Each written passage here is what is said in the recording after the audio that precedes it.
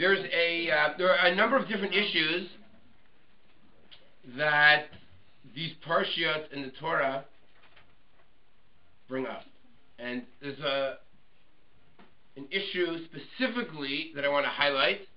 It's a major theological, or if not theological, a moral dilemma. And I would at least, I don't know if I'm going to resolve it, but at least perhaps offer a couple of different suggestions how to deal with these challenges. All right? Let's take a look actually at a subsection, which we'll see how they're connected a little bit later in a minute. Take a look, please, at source 1. It's from this week's Parsha. At the end of Makkah Choshech, which, as I'm sure you're all familiar with, there are 3 days of this absolute darkness. If you take a look at describing the darkness in Pasuk Chav Gimel, Lo Reu Ish et Achiv, Lo Kamu Ish Mitachtav Shlosh Yamim.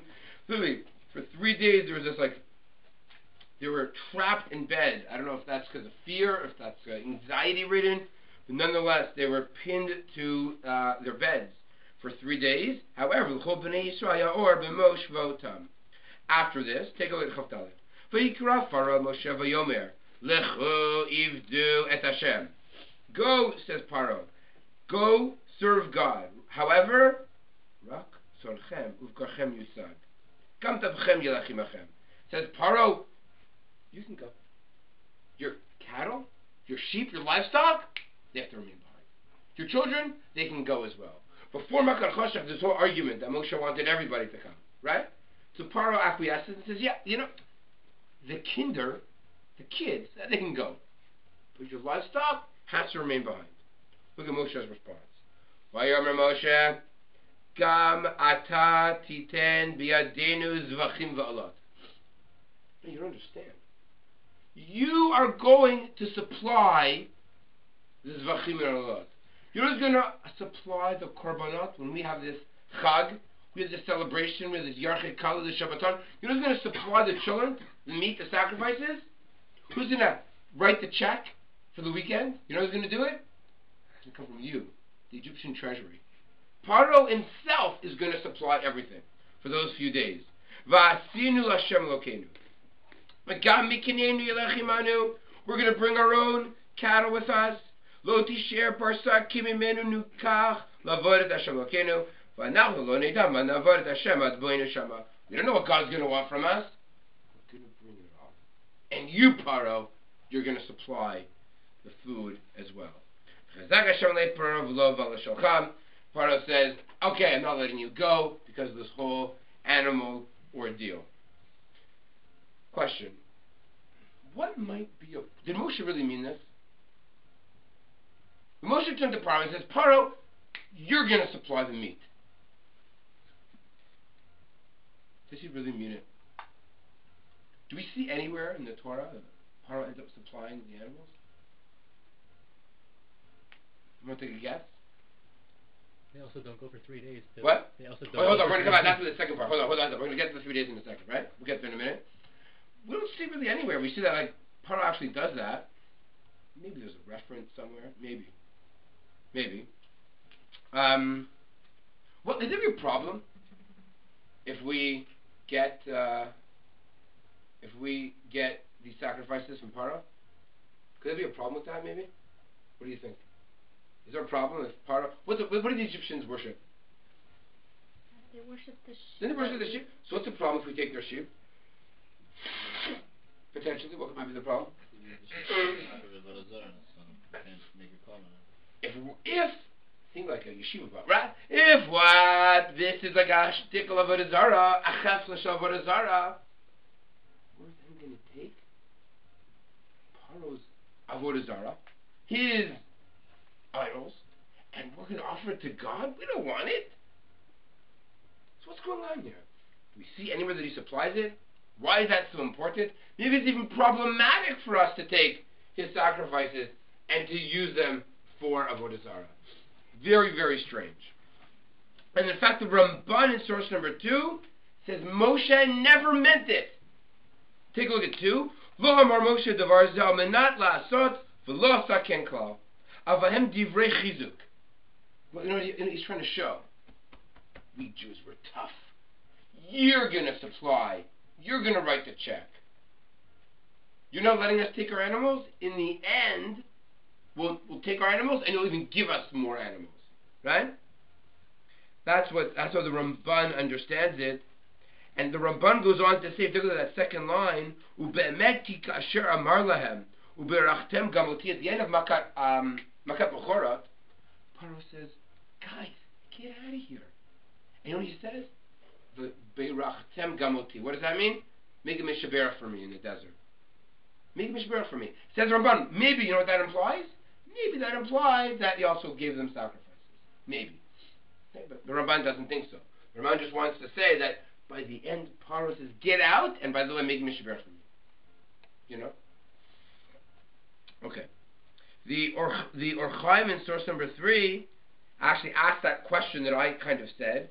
Kasher, take a look at 3. Ech she'u yish'al eved Hashem zivchei Elohim me'ish bizui v'tamei asher hemarim piv b'kadosh Yisrael. How can we get what Moshe is going to want for sacrifices from such a villain, a ish bizui v'tamei? Absolutely not. And Orchaim HaKadosh says it can't be either. Let's come back. I want to come back to sacrifices a little bit later. Let's move on to another issue for a minute. And Jake actually made reference to it, and that's the 3 days. There's something very strange about this 3 days. You know, ever seen the movie Prince of Egypt? Have you ever seen the movie Prince of Egypt? Actually, Chat in grade 9 has an assignment where they had to compare and contrast the movie to what the Torah says. You did that? Yeah? You had that project, right? What? It was fun, right? So, if you take a look, also the original, see, I don't know what the original one is called. It's called the Ten Commandments. There's the Ten Commandments. So, first of all, that's a fallacy because no such thing as Ten Commandments, right? As we've said many times, right? Then there's no source for Ten Commandments. It's sort of Dibrot, or not Mitzvah. That's the difference, right? But both in the Ten Commandments, or the non-Ten Commandments, and in the Prince of Egypt, what is the line that Moshe tells Paro every single time? Let my people go. Very good. Let my people go. When Moses was in Pharaoh's land, I'll spare you. So, I can't afford Hollywood, man. Right? So, what? I don't think they'll hire you. I have a first cousin who thinks she's an actress. I mean, so she's an actress. She's on, what's that show that lasts for 24 hours? 24? Is that a show? Yeah. You ever seen she was on 24? Good show. Yeah. Kiefer Sutherland. And she was in another one recently. I don't know. 24 is old though, right? She had like a 30-second line on it. But, okay. Now, she's very famous. Right. Let my people go. Oh, that's what I was saying. So, interesting. The movie says that what does Moshe ask Paro every single time? Let my people go. The Torah never says that. The Torah says what? Let me go to 3 days sojourn. 3 days to go serve God in the desert. Sojourn. Right? That's English translation, right?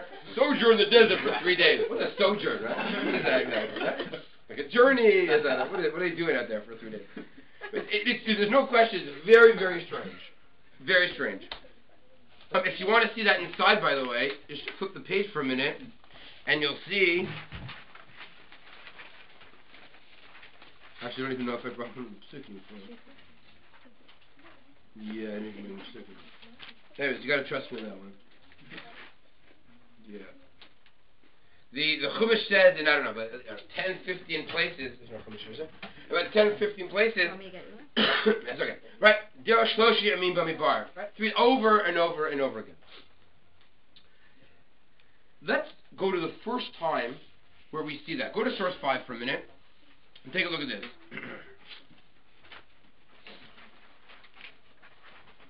V'ata lecha v'shlachacha al Paro v'tziat mibnei Yisrael Mitzrayim. This is at the Sneh. At the Sneh, what does God tell Moshe? You're going to go, send you to Paro, and you're going to hotzei et ami b'nei Yisrael Mitzrayim. You're going to extract. You're going to help make the Jewish people leave. From Moshe Elokim, mi'unuchi yelech al Paro. who am I to go to Paro? And two, how am I going to get him out of Mitzrayim? Okay, what does God say? I'll be with you. Here's the that I sent you to worship me on this mountaintop, right, which is our Sinai. Okay, let's go to the next part. Well, the next part I cut out a few psukim.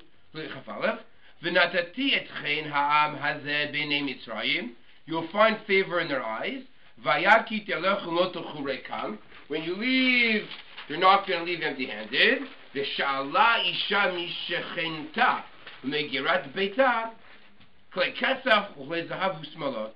does the word v'sha'ala mean? You will?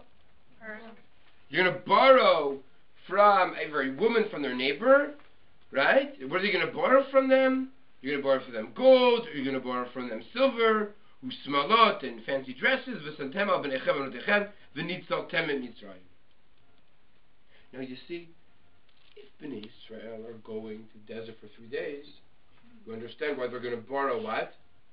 Clothing. Because, what's the intent? They're going to come back. So the question is, wait a second, what's going on here? The question's twofold. If Bnei Israel are going for 3 days, I understand why they're borrowing. But is that really the plan? Isn't the plan to go to Eretz Canaan? Isn't the plan to fulfill the Brit? Brit Avot, the advantage we're going to get there is Canaan. So what is this that all of a sudden, what's this 3 day thing? And by the way, they never intended to go for 3 days. God is saying, oh, by the way, I want you to trick and fool the Egyptians. It's not a very moral, nice thing to do. Oh, hey, slaves, let me teach you a message. It's called cheating, conniving, and lying. That's not a very nice thing to do. So it appears almost that this 3 day thing and borrowing kind of go hand in hand, don't they? Right? Right? So, what ends up happening? Let's just take a look at this week's Parsha for a minute, in source 6 and source 7. In source 6, not only do they do it, but they're told to do it. Look at 6 in Pasuk Bet. Daber, Hashem tells Moshe, Daber nabot ne'am, go and speak to the people, Vishalu ish me'et re'eu, and go one to another, Visha midruta, klei kesef uchlei zahav. And guess what? The people were found favor in the eyes. Vayiten Hashem et chenam b'nei Mitzrayim, and the people, the Egyptians, there was a miracle that took place, and the people, the Egyptians, were found favor, and the Jews were found favor in the eyes of the Egyptians. And ish gadol gam ish Moshe gadol me'od b'nei Mitzrayim b'nei avdei Paro v'nei ha'am. And in fact, we see that this comes to fruition in source 7. Ubnei Yisrael su kidvar Moshe v'yishalu miMitzrayim klei kesef klei zahav u'smalot. And Bnei Yisrael walk out with the gold and the silver. So not only are we bothered by this 3 days, we're bothered by the borrowing. I have another question for you. Why is this a prerequisite for redemption? It would have been just have the makot, walk out of me. Why is this even relevant? Why is this important? Why is this necessary? It seems to be so vital to the whole redemption. Why? It seems to be, not only does it appear to be superfluous, but it seems to be unethical and immoral. So just get rid of the whole thing. So there's a lot of questions that are very problematic. All right, let's come up with, anyone want to perhaps offer a suggestion? Yes. Mitch. So did originally like Yosef's all the monetary wealth? Like, What do you mean? Explain. What do you mean by that? so when the new Paro came, much earlier that Yosef. Okay. So he didn't know who Yosef was. Right. His power, so Yosef lost all his power and all his wealth. Oh, so because Paro did that, you're allowed to steal. Or Yeah, the trick. because Paro like pressed, he didn't recognize Yosef's status or his wealth. Okay. So it's kind of like we're reclaiming that on Yosef. Yeah, those things really are ours. We're just taking what we deserve. How do you feel with that answer? How does that sit with you?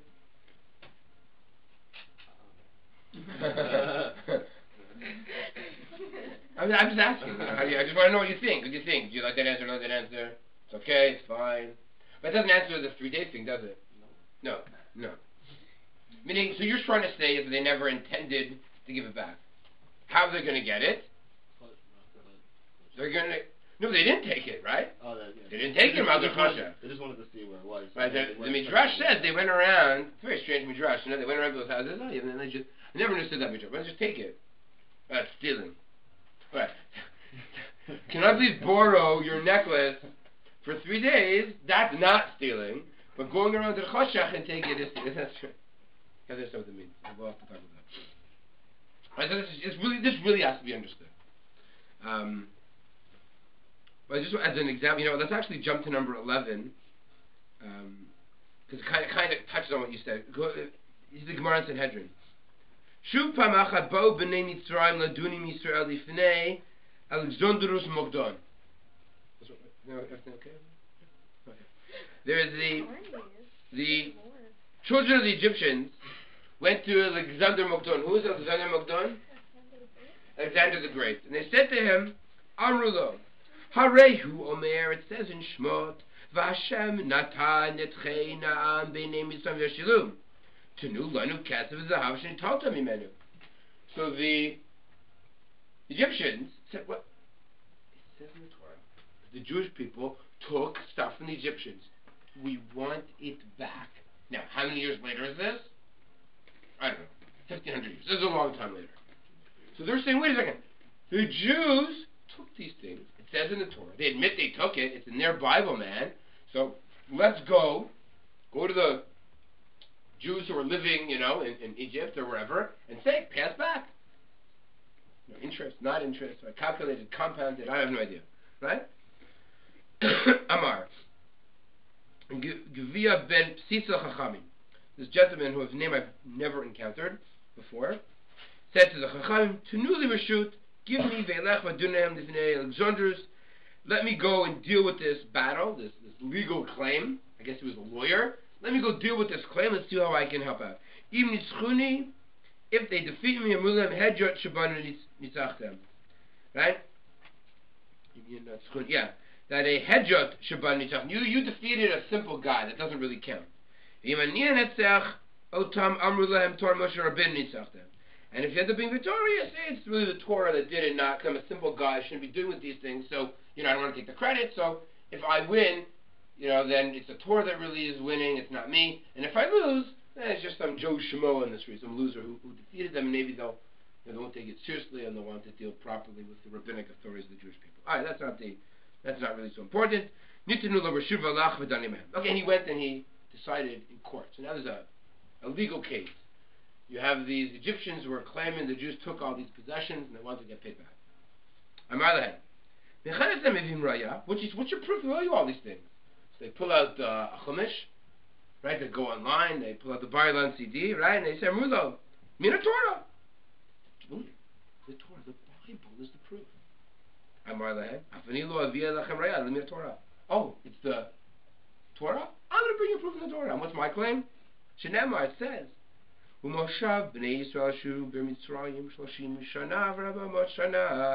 the Jewish people lived in Egypt for 430 years. Tinu lanu schar avodah shal shishim ribo. Give us the salary, give us the money that 600,000 people worked for 430 years, from 6 a.m. until, 9 p.m. Alexander Mogdon said, hey, that's a good claim. Guys, what did you say about that? And basically, give us 3 days. Interesting. They said, okay, interesting. They said, give us 3 days. Gave them 3 days. What ended up happening? They didn't find an answer.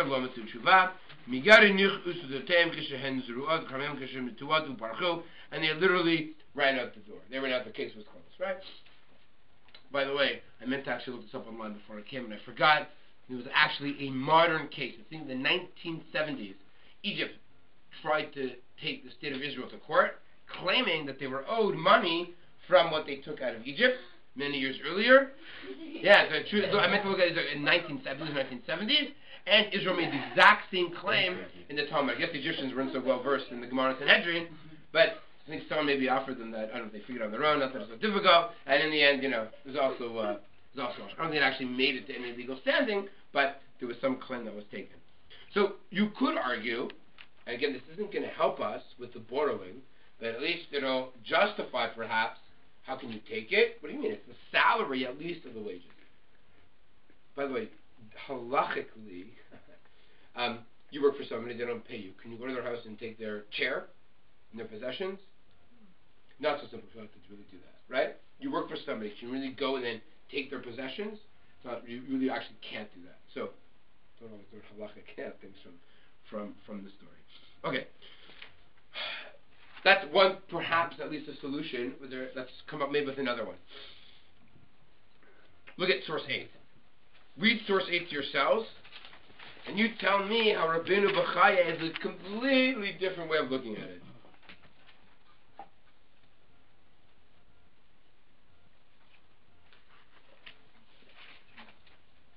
So first line and a half in source 8.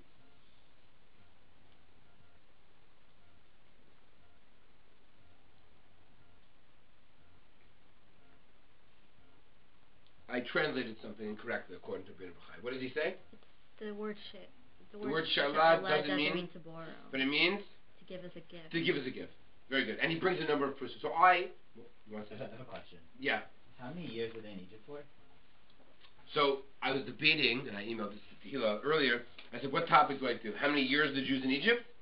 Or do I do borrowing gifts? And she said, no, I got to do. So that's why. If you want, I can talk to you after. But how many years Jews are in Egypt? Okay. Because it's very problematic. It's extremely complicated. I have two different approaches that I've. The Gemara says it's 210 years they worked. It's why they're 430. Was it 400? Okay, we'll talk about that. The more years are in Egypt, the better it will be. You know why? Because how in the world can you produce 600,000 people from 70 so quickly? So you need more years to produce more children. But it's not for now. And there's many more sources to say there are more years than less years. It doesn't fit the generation. Okay, there's different. We can talk about it after. I can talk about that for an hour if you want, but I don't want. I mean, I do want to, but not now. Because you all might be asleep at the time I'm done. All right. So Rabbeinu Bechaya says the following. He says, "You don't understand. You're just misunderstanding. Greenberg's translation was just simply wrong. I used a modern translation to translate the word v'sha'ala, which means to borrow, like a sho'el in halachic terminology. That's not what it means. V'sha'ol doesn't mean to borrow, or I should say it doesn't have to mean to borrow, it also means to give as a gift, and Rabbeinu Bechaya brings a number of examples from Tanakh. So when they go to the Egyptians and they say, hey, Egyptian ladies, you have beautiful, I can't even pretend that I know like a style of an expensive skirt, or I can't even pretend, like, whatever, fancy dress, whatever, right? Help me out here. What's the name of like a nice skirt, dress, suit that women shop at? I'm a Russian to some people.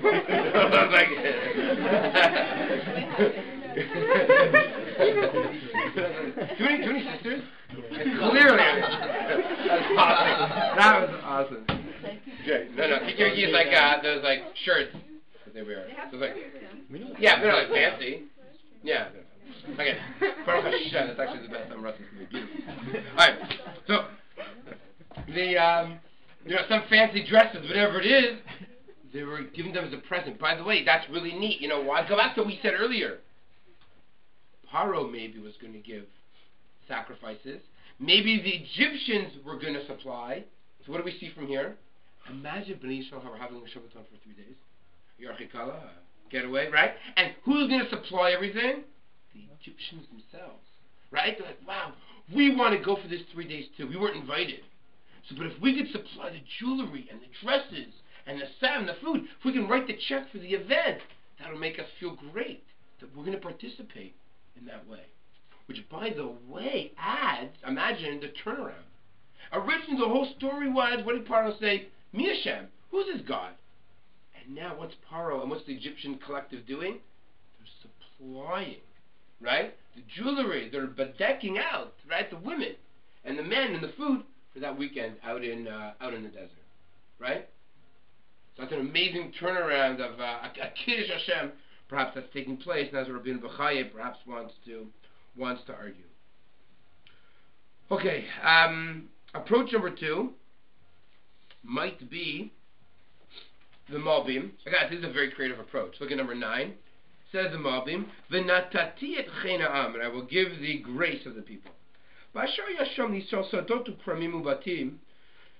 The Jews had fields and vineyards and homes, the clay bayit, and they had, the dining room set, and they had the chairs and tables and lechters and whatever they had. What?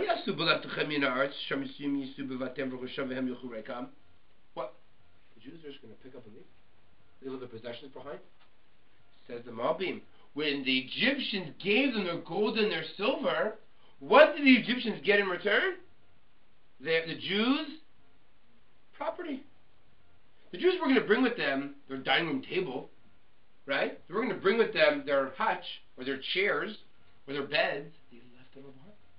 So this was payment for their possessions and their fields and their properties. Right? No, they weren't borrowing it. It was an exchange. Okay, that's perhaps number 2, a different way of looking at it. And Malbim goes on in source number 10 to really elaborate on that idea as well. You want to know what's really ironic, though? What's ironic is what happens with this gold and silver that the Jews have. Well, what does the gold turn into? Ego, right? It's not so good. So you could argue, the silver, maybe parts of it eventually turned towards the Mishkan, but maybe some of the gold at least is used for inappropriate use, which I think is an interesting way of looking at it. Okay. What about this 3 days? Was it really 3 days? Was it a fake 3 days? Was there a plan for 3 days at all? There are different schools of thought argue, no, 3 days was never in the cards. So why does Moshe say 3 days? If Moshe never intended, although there are others that argue that he didn't intend, right? But if he never intended, why would he argue 3 days for it? So if you turn to, in source 14, there's a brilliant commentary by the Rashbam. Brilliant, exceptionally creative that I want to share with you. Says the Rashbam, do you remember how by the Sinai Moshe asked, who am I to go to Paro? And how will I get the Jewish people out of Egypt? Remember that question? Mi anochi? Says the Rashbam, you know how? Imagine this scenario. Moshe goes to Paro and says, Paro. Goes to Paro and says, Paro, I am here to take the Jewish people to the promised land. Paro would say, what are you smoking? Like, understand, you're going to take 2 million people across the desert to the promised land? You're insane. You don't just take 2 million people out of a country and let them traverse a desert and go to a place that has 7 nations who don't like them. Not only that, but would Paro be willing to give up his slaves, his free labor? There's no chance. He would say, Moshe, you're an idiot. You need to see a good therapist, right?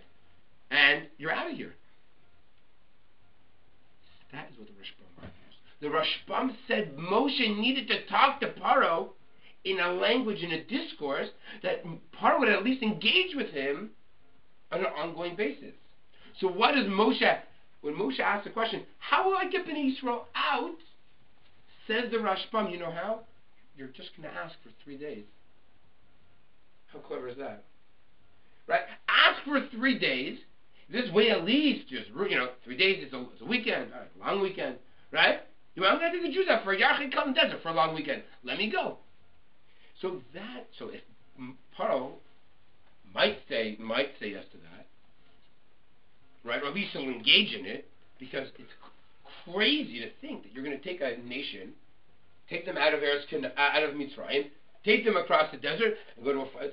You don't do that. That's not normal, right? And why would Paro lose free labor? You lose labor for 3 days. Okay, we must make them work harder when they get back. Monday morning will be a rough day, right? So that is how the Rashbam says, which is exceptionally creative. Why 3 days? Because that's the only way Moshe, we have to talk about, was never intended to do that, but that at least would allow Moshe to be able to have a discussion with Paro. And I would like to add, by the way, imagine if you're the Jew. They don't think Moshe really knows what he's doing. They question him. Lo shamu Moshe.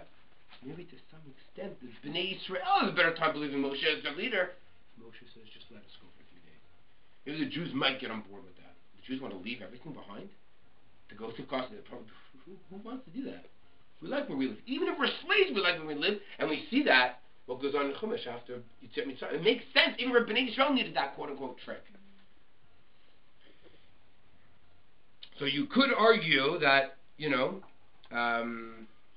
that maybe Bnei Yisrael will also really thought it was 3 days, and that's what the Sforno argues in source 13. That you're going to borrow it, you have to return it. However, says the Sforno, they borrowed it for just 3 days. That was Bnei Yisrael's intent. That was everyone's intent. But what happens? What happens on day 3? First pasuk in Beshalach. Vayihi Beshalach Paratam. Sorry. Next pasuk. What does it say? What does Porter realize? Ki Paracham. And he chases after them. What day is that on? Day 3. Paro says, I don't think that I did this. I regret. So on day 3, Paro says, I'm getting him. Says the Sforno, that is called a declaration of war. Ladies and gentlemen, in war, guess what you're allowed to take? It's called booty. You win the war, you get to take your enemy's gold and silver. That's the Sforno. Continue reading. They took it at the Kobadin. So they borrowed it legitimately, and they kept it legitimately. They fought them, and they took the shalal, they took the spoils of war.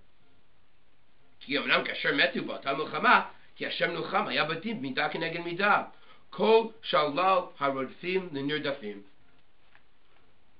The pursuer's possession was given to those who were being pursued. Kimin hag b'chol milchama. That's just the way of war. Yes. But what happened during the first 2 days? No, again, they were allowed to borrow for 3 days. They were allowed to borrow. Yeah, they borrowed. Bnei Yisrael maybe thought 3 days. That was the intent. On day 3, it was war. But he wasn't go already. It wasn't like it wasn't a. So Paro changed his mind and said, "Now I want to wipe him out." Right. Paro loses, gets crushed and defeated. So Bnei Yisrael, you declare war on me. You tried to kill me, and I get to keep the gold and the silver. No, just.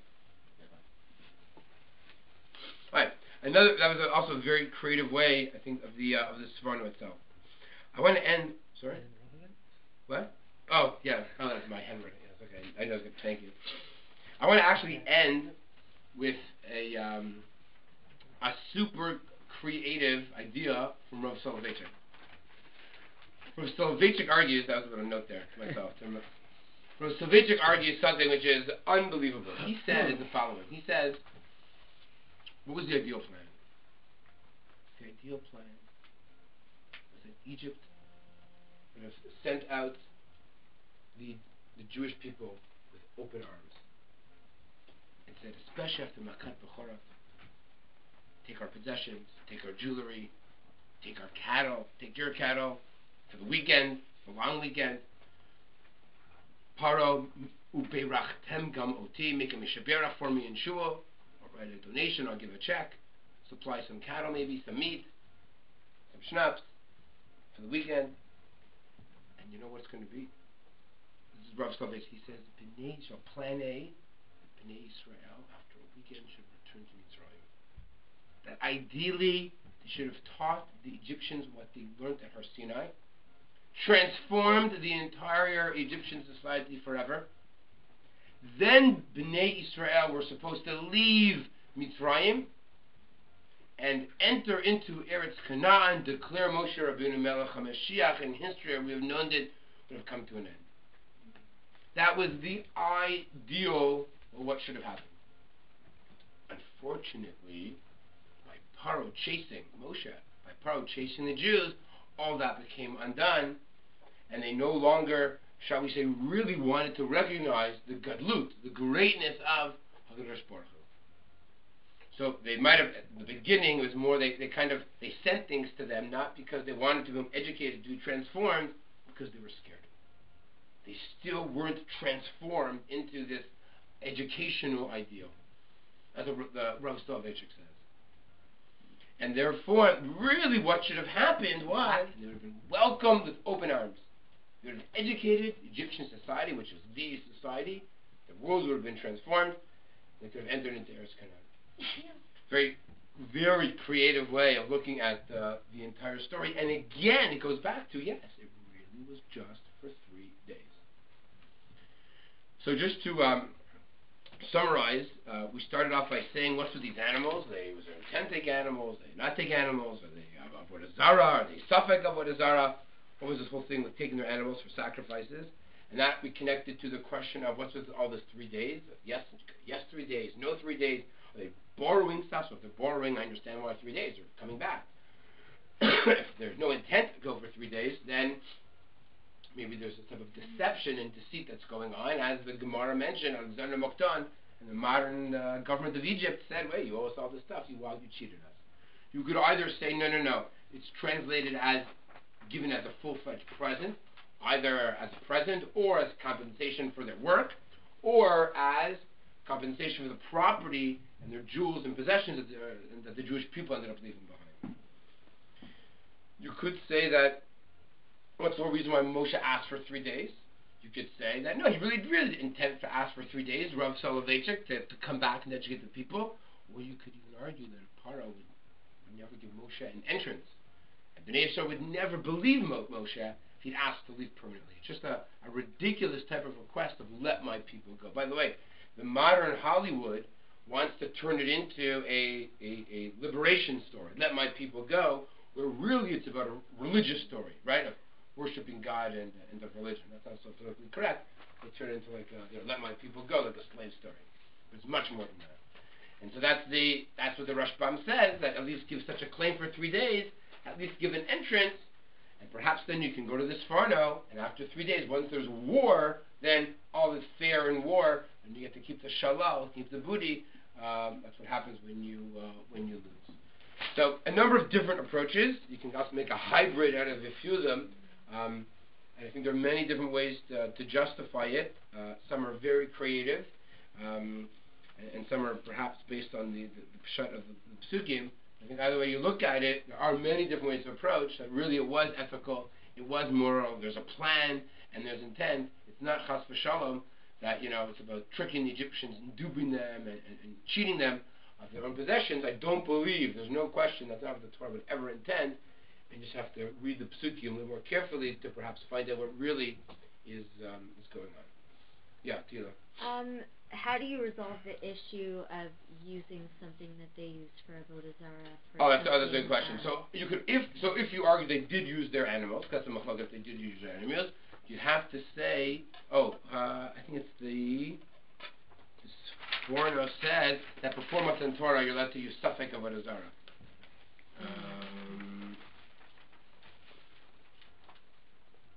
I was thinking something along the lines of if you trace the history of what they were using as avodah zarah, it was originally not intended as something that was avodah zarah. The original use of something like a sheep it predated this entire thing and was used by people who, the Torah wasn't given yet, but by Abraham, by Yitzchak, by Yaakov as a sacrifice before it was used as an item of avodah zarah. Right. The question is, this is halakhically from it, right? If a pagan worships this cup, you can't use this cup for anything, right? You can't use this cup. Oh, it's a specific. Yeah, it's a cup. So the Orchava Kodesh in 3 says that the Gemara in Menachor holds ima kablim v'datalilim ela ola v'lo shlamim. That you can take from them an ola, because an ola gets totally perhaps consumed, in which case maybe you're not benefiting from it at all. It's all to God, but you're not really eating from it. That's different ways of understanding what can a non-Jew bring in the Mikdash. Non-Jews could bring korban of the Mikdash, but not all of them, only certain ones. So. But if it was used for avodah zarah, perhaps it'd be problematic. You could just say it's Matan Torah, and I'm making a fruit thing for nothing. It's a pre-Mishkan. Yeah, pre-Mishkan, right? Yeah. So. Okay, very good. Have a good night, everybody. Thank you so much. God willing, we'll next week, same time, same place. If you want, I can talk to you about the 400-year thing. I don't know.